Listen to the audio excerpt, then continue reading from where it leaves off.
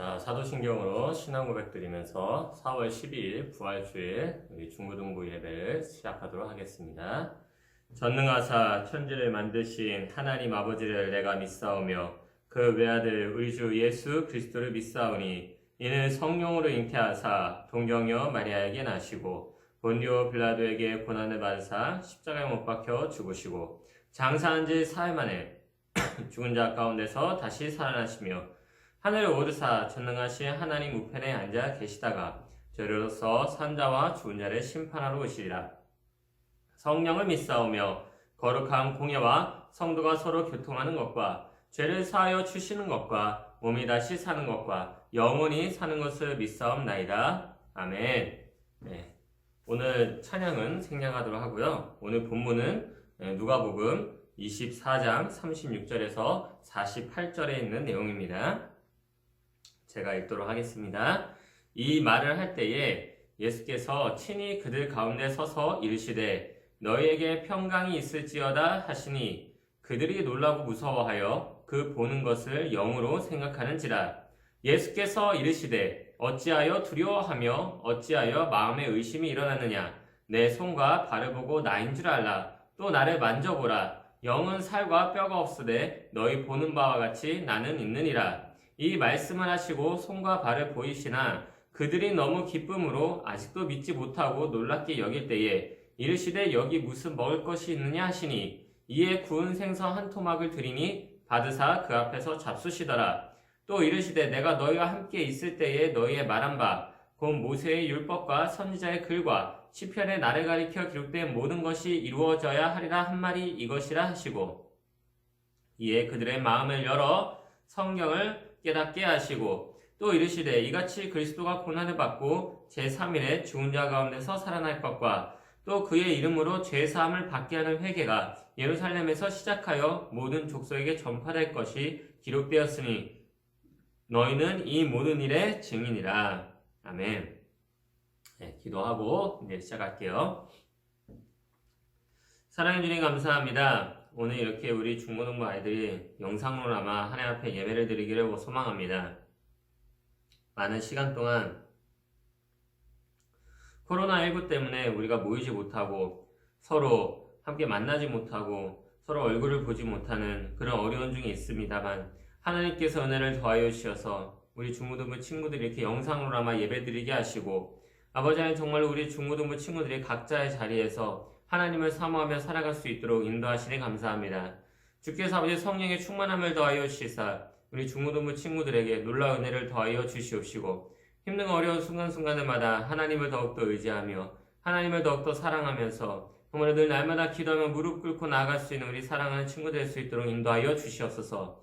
어려운 일들이 많이 있을 줄로 믿습니다. 계약도 아버지 온라인 계약을 하면서 보고 싶은 친구들, 만나고 싶은 사람들을 만나지 못하는 우리 친구들을 위로하여 주시옵시고 하루속히 이 일이 모두 다 끝나서 정말 우리가 함께 모여서 웃으면서 즐겁게 예배드릴 수 있는 시간을 허락하여 주시옵소서. 모든 것 주께 의탁합니다. 예배를 받을 줄 믿사오며 예수님의 이름으로 기도드렸사옵나이다. 아멘. 자, 우리 중고등부 친구들 예, 잘 지냈나요? 예, 우리 중고등부 친구들 오늘은 이제 뜻깊은 부활절이에요. 부활절이라는 게 뭐냐면요. 예수님께서 십자가에서 죽으시고 그리고 이제 3일 만에 무덤에서 이제 부활한 사건을 이제 사건을 기리기 위해서 한 절기를 만들었어요. 그래서 그 절기를 부활절이라고 해서 우리가 부활절로 지킵니다. 예수님이 부활한 날은요. 안식일 그 다음 날이에요. 그래서 안식일은 원래 토요일입니다. 네, 이 토요일인데 안식일 다음 날 이렇게 해서 우리는 토요일 다음에 일요일 그래서 그날을 주일 하나님의 날이라고 해서 우리는 주일에 모여서 예배를 드리고 그리고 예수님의 부활을 매 주일 일주일에 한 번씩 우리가 상기하면서 우리가 예배를 드리죠. 그래서 이 부활이라고 하는 것, 이 부활절이라고 하는 것은요. 사실 우리가 지금까지 1년에 약 한 1년에 52주 정도 우리가 예배를 드리는데 이 52주의 예배 중에서 어쩌면 가장 소중한 예배일 수도 있어요. 그래서 우리 많은 교회들이 이 부활절에 막 예배를 드려야 된다, 드리지 말아야 된다 이런 이야기가 많이 나오는 이유가 이 부활절이 그만큼 이 주일이라고 하는 것, 이 같이 모여서 예배 드리게 되는 바로 그 아주 중요한 그 시점이 바로 그리스도의 부활이기 때문에 그렇습니다. 그래서 부활절을 기왕이면 모여서 예배하는 것이 좋다라고 이야기하는 사람들이 아주 생각보다 많아요. 왜냐하면 예수님의 부활 때문에 교회라는 것이 생겼고, 그리고 또 예수님의 부활 때문에 같이 모여서 이 주일에 예배를 드리게 되었고, 안식일이 비로소 예수님을 통해서 완성되게 되었고, 그리고 우리의 구원이 부활을 통해서 완성이 되기 때문이죠.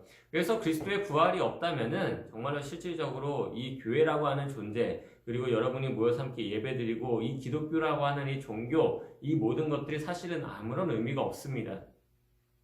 그만큼 이 예수님의 부활은 너무나 중요하고, 그래서 부활절을 정말로 교회에서 이렇게 어려운 완전히 드려야 된다 하는 그런 분들이 굉장히 많은 거예요. 그래서 혹여라도 우리 친구들이 신문을 이렇게 인터넷 신문을 보고 주변에 여러 가지 자료들을 보면서 막 부활절에 왜 예배를 드리냐 막 이러면서 이렇게 막 뭐라고 하는 사람들이 있어요. 그런 사람들을 보면서 우리는 이해를 해줘야 돼요. 물론 우리는 부활절에도 우리가 이렇게 모여서 예배 드리는 건 아닙니다. 이렇게 대신 영상으로 예배를 드리지만 그분들한테 그분들이 막 그렇게 뭐라고 하는 것에 대해서 또 부활절을 강행하시는 분들에 대해서 우리는 이해를 해야 돼요. 뭐라고 하시는 분들은 이제 질병이 이제 더 코로나19가 더 퍼질까봐 이제 걱정을 하기 때문에 이제 교회가 어떻게 이럴 수 있냐. 교회의 부활절의 의미를 잘 모르니까요. 그렇게 욕할 수 있고요. 또 부활절에 모여서 무조건 예배를 드려야 된다. 왜 부활절에 예배를 안 드리냐? 이 부활이라고 하는 것이 기독교의 근간인데 왜 그러냐? 반드시 드려야 된다라고 하는 입장도 우리는 두 가지 다 이해를 해야 됩니다. 그래서 우리 중고등부 친구들은 이 부활절에 대해서 부활절에 나와서 예배 드리는 것에 대해서 어떠한 오해가 없었으면 좋겠어요. 와서 예배를 드리는 것도 하나님께서 기뻐 받으시는 이유고요. 또 나오지 않고 지금 여기서 이렇게 영상으로 예배 드리는 것도 하나님께서 기뻐하시는 일입니다. 항상 이 마스크라든가 질병이 걸릴 수 있는 모든 것들을 차단하고 예배를 드리는 것이 가장 좋겠죠. 아무래도 근데 지금 코로나도 점점 사그라들고 있고 지금 한창 이제 이 질병이 점점 이제 없어지고 있는 가운데 아무래도 이번 기회에 확실하게 더 예방하자 하는 차원에서 나오지 않는 것도 또한 최선의 방법이기도 합니다.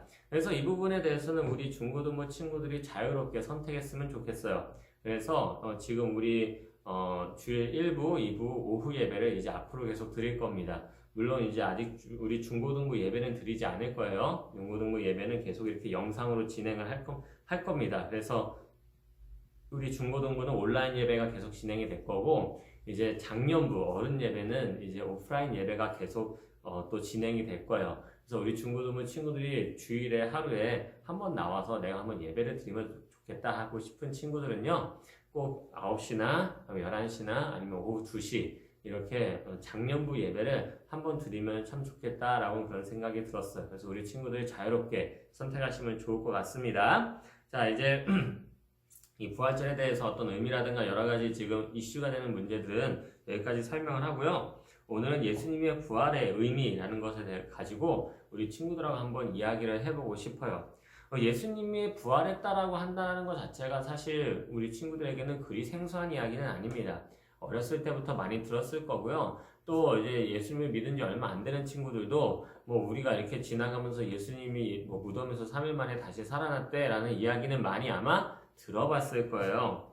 그런데 예수님께서 살아나서 대체 뭐 했는가라고 하는 것에 대해서는 어떤 친구는 아는 친구도 있겠지만 모르는 친구들도 있을 것 같아서 오늘은 예수님이 부활하신 이후에 어떤 일을 행했는지 그 많은 일 중에 대표적으로 하나를 우리 친구들한테 소개해 주면서 이 부활의 의미를 다시 한번 생각해 보았으면 좋겠어요.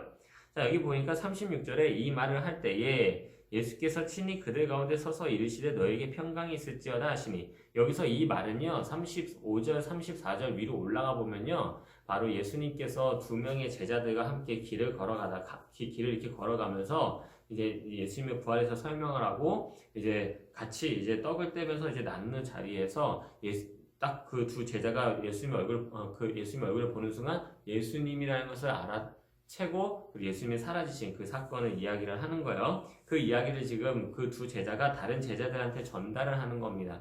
그래서 막 이런저런 예수님이 부활했다고 이게 어떻게 된 일이야 막 이러면서 막 이렇게 이런저런 대화를 하던 가운데 갑자기 예수님께서 그들 가운데 서서 이르시되 너에게 평강이 있을지어다. 예수님이 갑자기 가운데에서 그냥 이렇게 쓱 나타난 거예요. 예, 이게 예수님이 부활하신 몸의 좀 특징입니다. 갑자기 어디서 쓱 나타나는 거. 예, 그래서 37절에 그들이 놀라고 무서워하여 그 보는 것을 영으로 생각하느니라. 아니, 갑자기 없던 예수님이 갑자기 쓱 나타나니까 사람들이 깜짝 놀라는 거예요. 이거 내가 지금 영혼을 보는 건가 싶은 생각이 드는 거죠.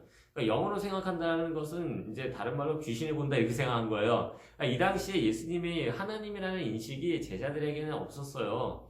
그거는 이제 성령이 강림하시고 제자들이 성령을 받고 나서 알게 된 거고, 그 전까지는 예수님이 하나님이라는 인식이 없었어요. 그래서 영으로 생각했다는 거는 죽은 귀신인가 봐 이렇게 생각했다 그 얘기예요. 이게 지금 쉽게 말해서 38절에서 예수께서 이르시되 어찌하여 두려워하며 어찌하여 마음에 의심이 일어나느냐. 예수님이 그 마음을 다 아시죠. 그러니까 딱 보시고 나더니 아니 너희들은 왜 이렇게 무서워하냐, 왜 나를 귀신으로 생각해, 왜 너네는 이렇게 마음에 이렇게 자꾸 의심이 있어, 내가 부활한다고 얘기를 했잖아. 예수님께서 이전부터 부활한다고 얘기를 많이 했었거든요.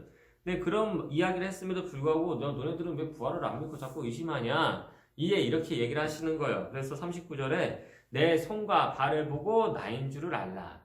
예수님께서 부활을 했는데요, 예수님의 몸이 좀 이게 되게 특이한 겁니다. 네, 굉장히 특이한 사건이에요. 왜냐하면은 예수님의 몸이 부활을 했잖아요. 부활을 했는데 자국이 남아있어요. 어떤 자국이 남아있냐?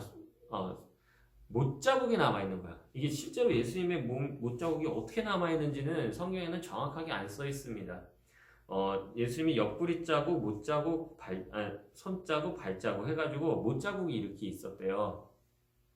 여기 이렇게 보니까 손과 발을 보이사, 그러니까 자국이 있으니까 보여드렸겠죠. 그래서 못이 이렇게 박혀 있던 그 자리를 보여주시는 거예요. 그러면서 그 자국을 이렇게 보여주시는 겁니다. 그러니까 쉽게 말해서 이제 흔적이 남아있다는 거죠. 흉터가 남아있었다는 거죠. 그래서 옆구리에도 그 흉터가 남아있었습니다. 예수님께서는. 그래서 도마가 이제 옆구리를 만져보기도 했죠. 그래서 굉장히 이거는 신기한 사건입니다. 그래서 이거를 뭐 어려운 말로 스티그마 뭐 이렇게 얘기를 하는데, 아무튼 이거 넘어가고요. 나중에 이야기를 하고. 그래서 이게 손과 발을 보여주셔서 자기 자국을 보여주는 걸, 그러면서 그들이 너무 막 기뻤다 이렇게 얘기를 해요. 41절에 뭐 갑자기 기뻤다 그 얘기가 아니고 손과 발을 보여주니까 제자들이 느낀 거죠. 이거 진짜 예수님인가 보다. 안 그러면 저 흉터가 있을 수가 없거든요. 그래서 제자들이 깜짝 놀라서 너무 기뻐가지고 아직도 믿지 못하고 놀랍게 여길 때에, 그러니까 갑자기 죽었던 사람이 실제로 영이 아니고 귀신으로 등장한 게 아니라 실제로 사람의 몸이 실제적으로 있었어요. 부활한 몸을 입고 예수님이 나타나서 자기 몸을 이렇게 보여주고 있으니까 제자들이 너무 기쁘기도 하고 되게 두렵기도 하고 저게 대체 뭐지 막 이러면서 막 혼란스러운 상황이었던 거예요. 이때 예수님께서 야 너네 먹을 거 뭐 있냐? 이러면서 물어보시는 거예요. 그랬더니 42절에 구운 생선 한 토막을 드리니 43절에 받으사 그 앞에서 잡수시더라. 그러니까 이제 구운 생선이 구운 게 하나 있었던 거예요. 그걸 갖다 드신 거예요. 예수님이 드셨다라는 거는 뭐를 의미하는 거예요? 실제적으로 예수님이 영이 아니고 뭐 일종의 귀신이 아니고 실제로 사람의 몸으로 부활을 해서 그 자리에서 드셨다 그 얘기예요. 네, 그러니까 이 예수님의 부활의 몸은 사람의 몸이다. 뭔가를 먹을 수도 있고 그리고 뭔가를 잡을 수도 있고 뭐 어떤 자국도 있고 하는 그런 몸이다라는 것을 보여주는 거예요. 44절에 또 이르시되 내가 너희와 함께 있을 때 너희의 말한 바 그 모세의 율법과 선지자의 글과 시편에 나를 가리켜 기록된 모든 것이 이루어져야 하리라 한 말이 이것이라 하시고, 그래서 44절에 뭐라 그러냐, 모세의 율법, 선지자의 글, 시편에 나를 가리켜 기록된 것. 즉 구약에서 예수님에 대한 예언이 굉장히 많습니다.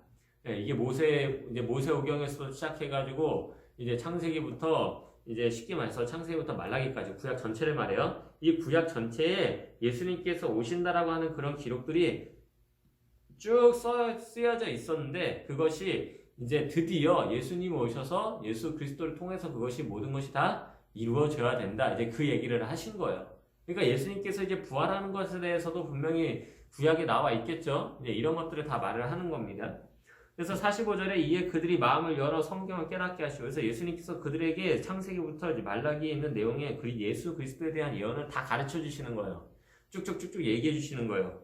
그래서 제자들 하여금 이게 진짜 이게 구약에서 이야기한 그 메시아가 바로 예수 그리스도구나, 그분이 하나님의 아들이구나 라고 하는 사실을 깨닫게 하신 거죠. 그래서 또 이르시되 이같이 이제 결론을 맺는 겁니다. 예수님께서 다 가르쳐 준 다음에 이렇게 결론을 맺는 거예요. 그리스도가 고난을 받고 제3일에 죽은 자 가운데서 살아날 것과, 그리고 47절에 또 그의 이름으로 죄 사함을 받게 하는 회개가 예루살렘에서 시작하여 모든 족속에게 전파될 것이 기록되었으니. 그래서 예수님께서 단순히 자신의 생애만 이렇게 기록된 것이 아니라 예수 그리스도의 전 생애를 통해서 태어나시고 사시고 고난받으시고 십자가에서 죽으시고 다시 살아나시고 승천하시는 그 모든 일이 무엇을 하기 위함이냐? 바로 그의 이름으로 죄 사함을 받게 하려고, 즉 예수 그리스도를 믿고 모두 다 구원을 얻게 하려고, 회개하고 하나님께로 돌아오게 하려고 이 모든 일을 행하셨다, 그 얘기입니다. 즉 우리의 구원은 누구에게만 있는 거예요? 예수님에게만 우리의 구원이 있다, 그 얘기를 하고 있는 거예요. 그래서 이게 어디서부터 출발하느냐? 예루살렘에서. 그렇죠. 왜냐하면 이제 예수 그리스도께서 이제 십자가에 매달리고 죽으신 곳이 바로 예루살렘의 그 골고다 언덕이고요. 그리고 제자들이 지금 어디에 모여 있어요? 예루살렘에 모여 있잖아요. 그래서 여기서부터 이제 복음이 확장돼야 된다. 내가 지금까지 한 모든 일을 사람들한테 전달하고 그들로 하여금 예수 그리스도와 하나님을 믿게 해라. 이제 여기서부터 이제 회개 역사가 일어날 거야. 그래서 전 세계 온 만방으로 퍼지게 될 거야. 이 얘기를 하는 겁니다. 모든 족속에게 전파될 것이 기록되었으니. 이게 이미 구약에서부터 이미 예언됐었던 내용이라는 거예요. 그래서 48절에 뭐냐? 너희는 이 모든 일의 증인이라. 실질적으로 너희들은 이제 이 실체가, 구원의 실체, 구약에서 창세기부터 말라기까지 있었던 그 수많은 그 예수 그리스도에 대한 그 모든 예수 그리스도에 대한 그 그림자적인 그런 예언이 이제는 그리스도가 나타나셔서 그리스도께서 모든 일을 행하신 말미암아 그 모든 실체가 드러나고 실상이 드러나고 확실한 현실적인 모든 것들이 드러났으니까 이제 너희들이 이 모든 것을 보고 느꼈잖아. 너희들은 이제 이것에 대해서 증인이 돼서 나가서 복음을 전해. 그렇게 해야 돼. 그 이야기를 하고 있는 겁니다. 자, 그렇다라고 한다면 우리가 예수님의 부활의 의미에 대해서 우리가 첫 번째로 우리가 생각할 수 있는 것이 뭘까요? 바로 예수님의 부활이 뭐랑 제일 많이 관련돼 있어요? 딱 들으니까 지금 복음하고 관련이 많이 돼 있죠. 복음.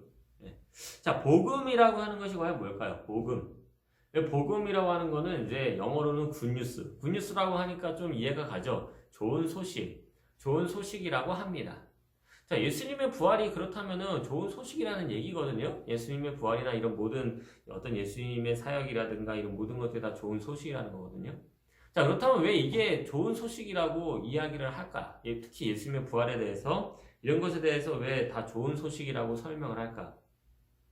여러분, 이 부활이라고 하는 것이 바로 뭐랑 연결되어 있냐면요, 우리의 구원을 실질적으로 보장해 주기 때문에 그렇습니다.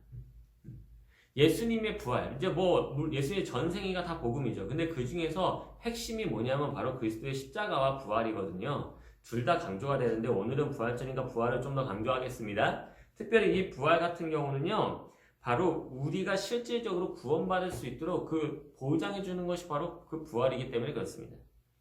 네, 이제 베드로전서 1장 3절에 이렇게 써 있어요. 우리 주 예수 그리스도의 아버지 하나님을 찬송하리로다. 그러니까 예수 그리스도의 아버지 하나님을 찬양한대요. 왜 찬양하느냐?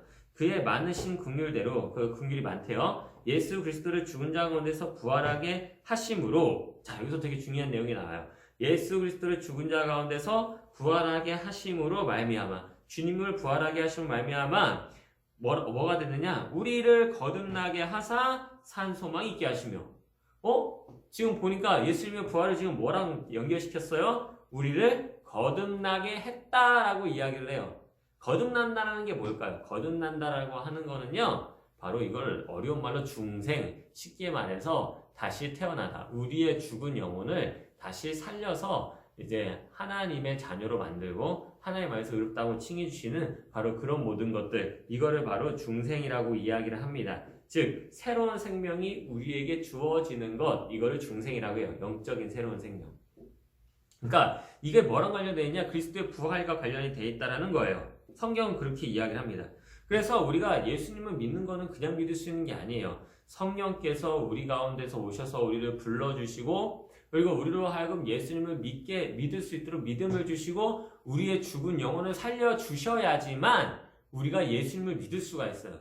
만약에 우리의 영혼이 죽어있는 그 상태, 죄로 인해서 죽어있는 그 상태가 돼버리면요, 우리는 절대로 구원받을 수가 없습니다. 왜? 우리 안에 생명이 없기 때문에. 우리 안에 생명이 없기 때문에 우리는 하나님을 찾으려고 하지도 않고요. 우리는 하나님을 만나려고 하지도 않고 우리는 하나님을 사랑하려고조차 하지 않아요. 이거하고 똑같습니다. 죽은 사람을 이제 죽은 이제 시체를 아무리 건드려도 그 시체가 우리를 사랑해요? 아니죠. 시체는 아무런 반응이 없어요. 찌르고 태우고 뭘 해도 시체는 아무런 반응이 없습니다. 왜냐하면 생명이 없기 때문에. 마찬가지로 우리는요, 영적으로 죽은 상태로 태어나요. 왜? 우리는 아담이 지은 원죄를 우리는 갖고 태어나거든요. 그래서 죄로 인해서 영적으로 죽은 상태로 태어나기 때문에 하나님과 관계가 차단된 상태에서 태어나고요. 영적으로 완전히 죽어서 완전히 무너져 있는 상태로 태어납니다. 말 그대로 진짜 육신의 껍데기만 돌아다니는 거예요. 근데 그런 상태로 태어나는데 이제 그 상태가 거기서 새롭게 거듭나기 위해서는 뭐가 먼저 돼야 되느냐? 바로 그리스도께서 죽었다가 다시 살아나시는 그 역사가 있을 때 우리도 그것이 가능하다라고 이야기를 하고 있는 거예요.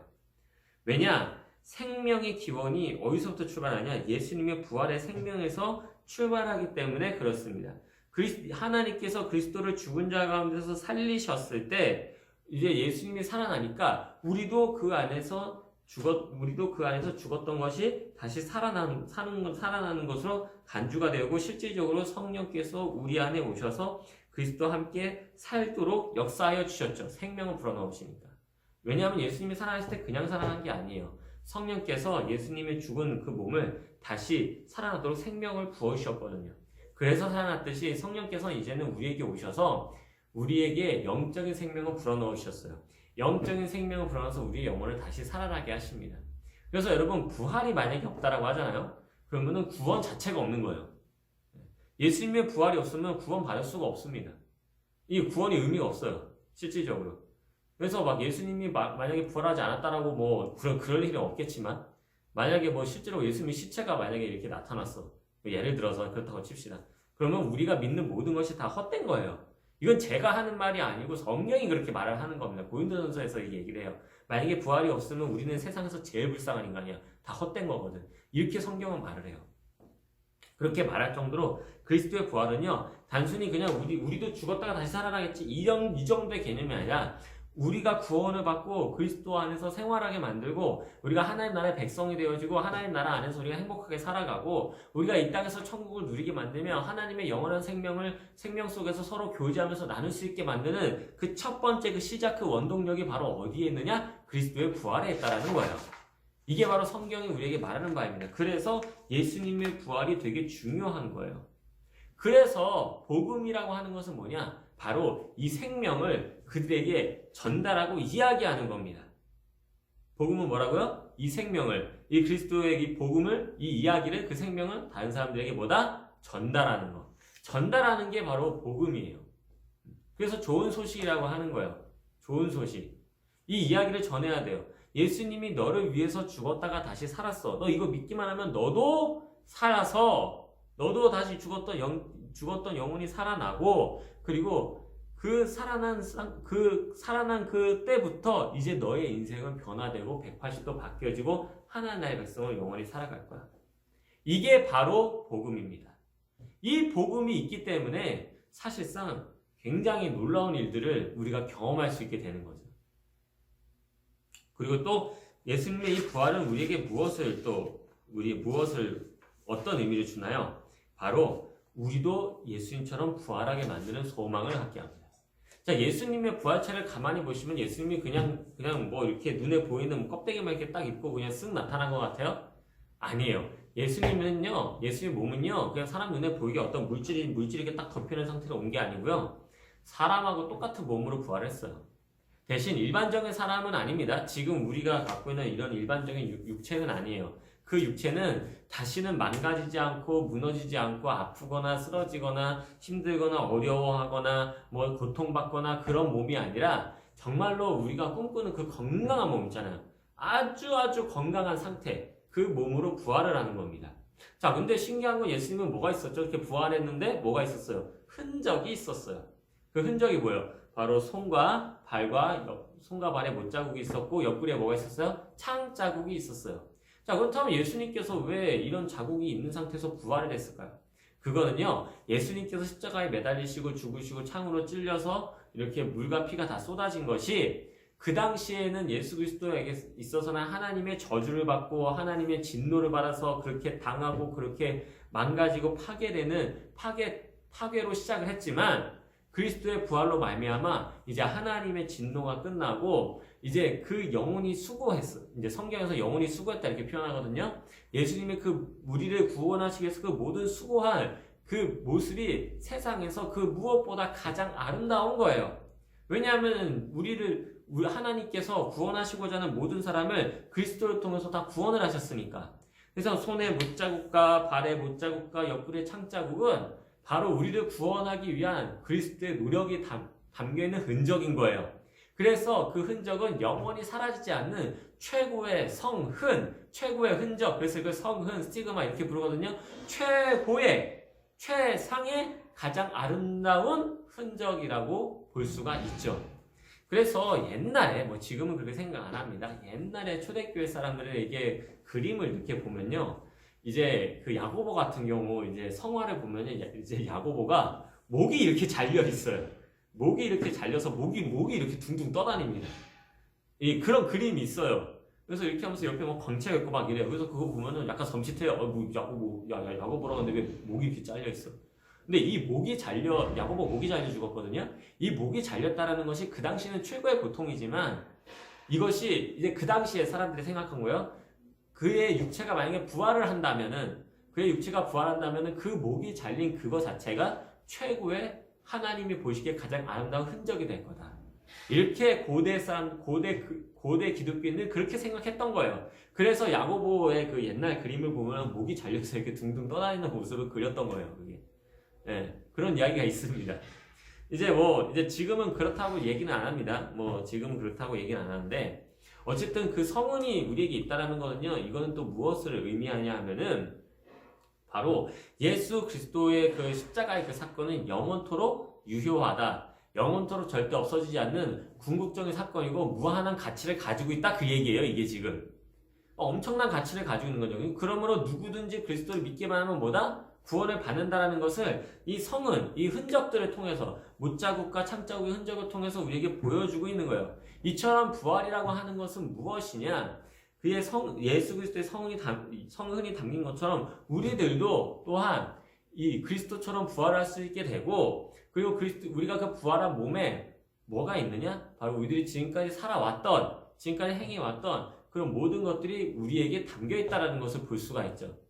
즉 쉽게 말해서 이런 겁니다. 이제 우리가 나중에 가면 우리가 상급을 받잖아요.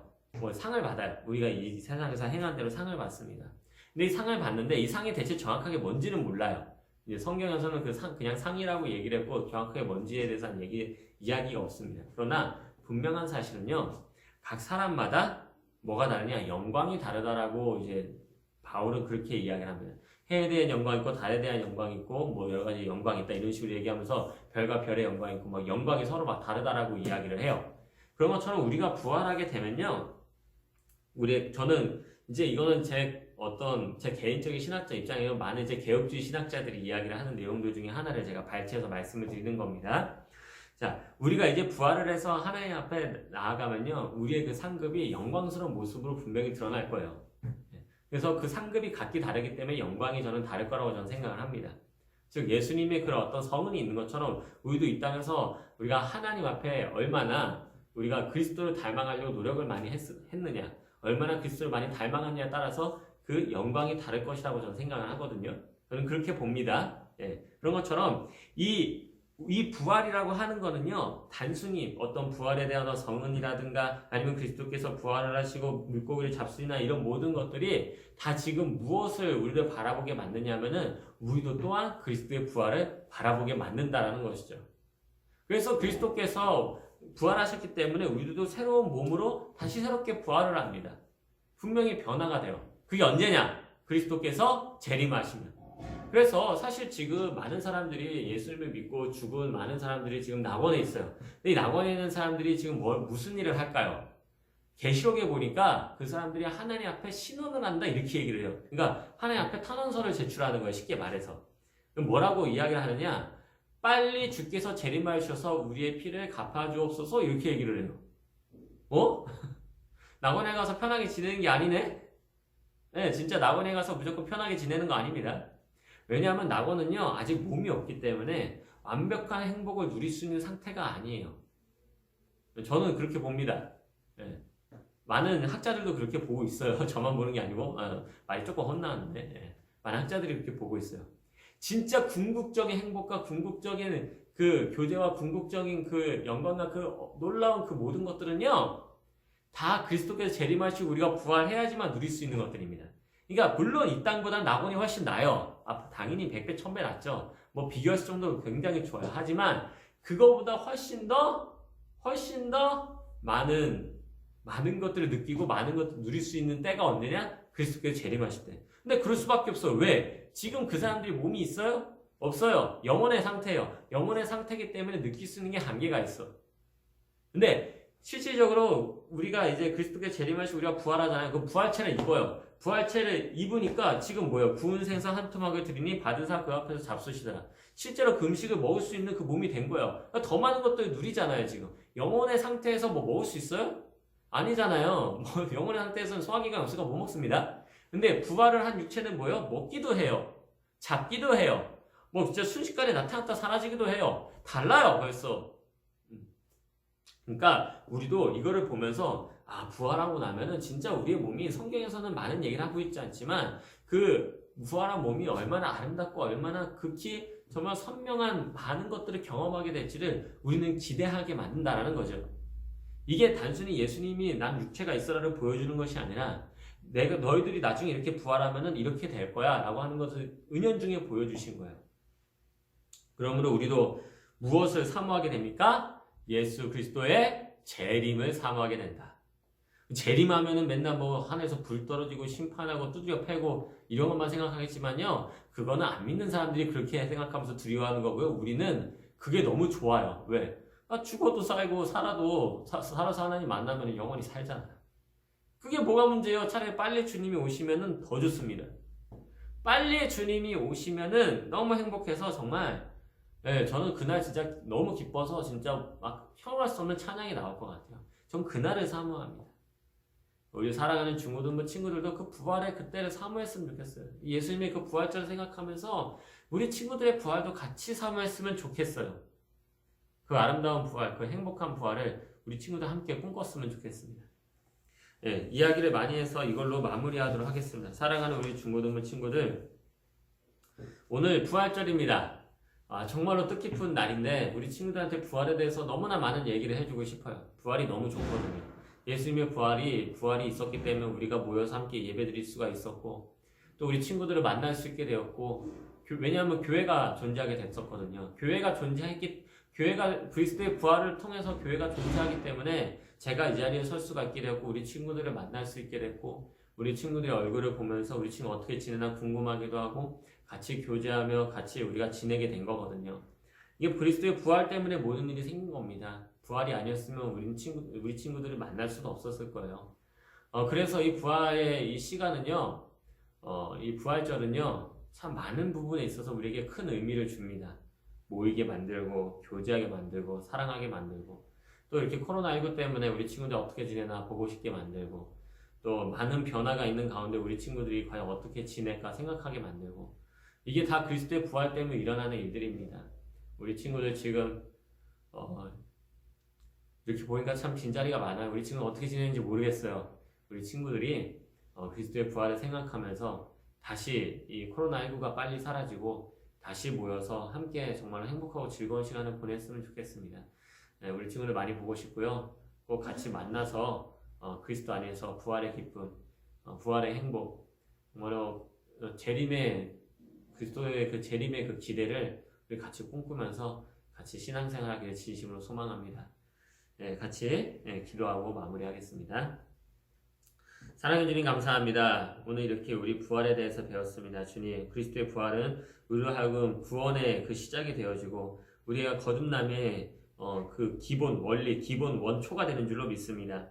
하나님께서 역사해 주셔서 우리 중고등부 친구들 정말 이 부활 신앙을 갖고 항상 예수 그리스도 때문에 우리가 새로운 생명을 받아 우리의 인생이 변화되었음을 다시 한번 자각하면서 정말로 다시 오시는 그날 우리가 예수 그리스도처럼 그렇게 부활의 몸을 입고 부활해서 우리가 하나님과 함께 영원히 정말 행복하게 즐겁게 살아갈 수 있도록 인도하여 주시옵소서.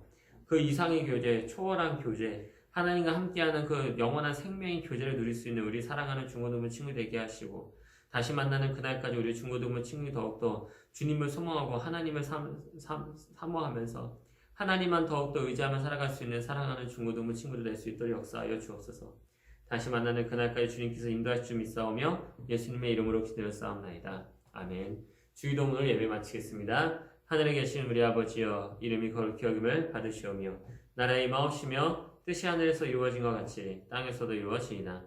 오늘날 우리에게 이루어 양식을 주옵시고 우리가 우리에게 죄진 자를 사하여 준 것 같이 우리의 죄를 사하여 주옵시고 우리를 시험에 들게 하지 마옵시고 다만 악에서 구하옵소서. 대개 나라와 권세와 영광이 아버지께 영원히 싸움나이다. 아멘. 우리 사랑하는 중고등 친구들 또 만나요. 안녕.